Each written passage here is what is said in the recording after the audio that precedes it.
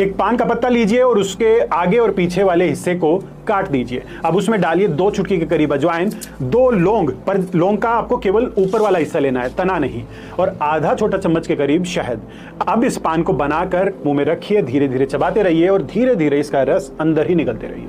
छाती में जमा बलगम है, खांसी जा नहीं रही है, बस 5 से 7 दिन ये पान बनाकर आप ट्राई कर लो। पान बलगम को पतला करता है, वहीं अजवाइन उसे बाहर निकालने में आपकी सहायता करता है और शहद उसे जड़ से खत्म करने में आपकी सहायता करता है। तो जाग जाइए, अब भी समय है अपने घर के खाने की ताकत को पहचान